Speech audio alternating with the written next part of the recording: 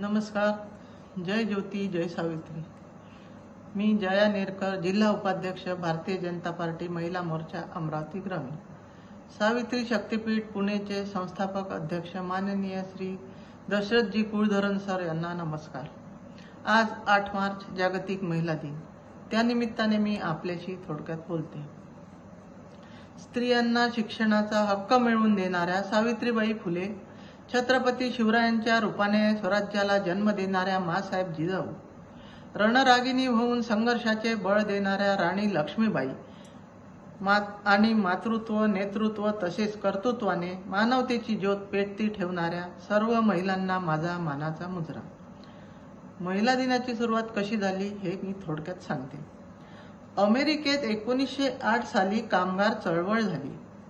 त्यावेळी 15,000 महिला कामगारांनी न्यूयॉर्कमध्ये मोर्चा काढून स्वतःच्या हक्कासाठी आवाज उठवला.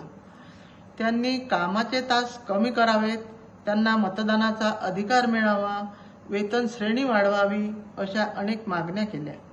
याची दखल त्यावेळच्या सरकारने घेतली. नंतर 1909 मध्ये अमेरिकेच्या सोशालिस्ट पार्टीने महिला दिन साजरा केला जाणार असल्याची घोषणा केली. तो मोर्चा 8 मार्च रोजी काढण्यात आला होता. त्यानंतर महिला दिनाची सुरुवात झाली.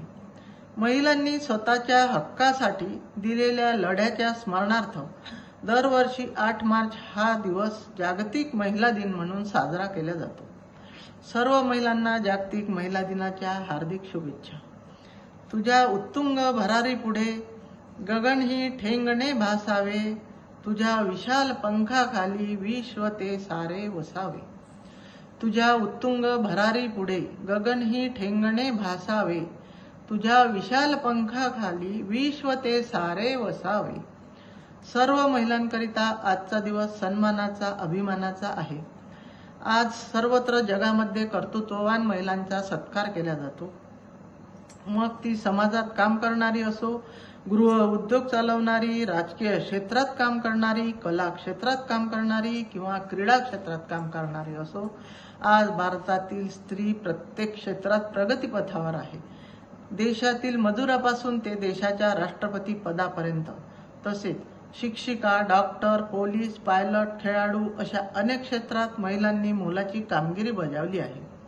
भारताच्या पहिल्या महिला पंतप्रधान श्रीमती इंदिरा गांधी, पहिल्या महिला राष्ट्रपती सौ प्रतिभाताई पाटील, पोलीस सेनेतील किरण बेदी, गान सम्राज्ञी लता मंगेशकर, एक स्त्री म्हणून या स्त्रियांचा गौरव सांगताना मला खूप अभिमान वाटतो.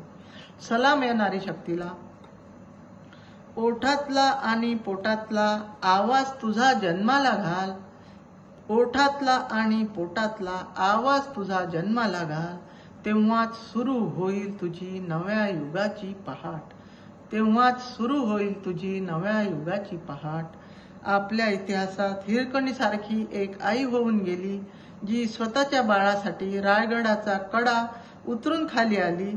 झाशीची राणी होऊन गेली, जी बाळ पाठीवर बांधून लढली.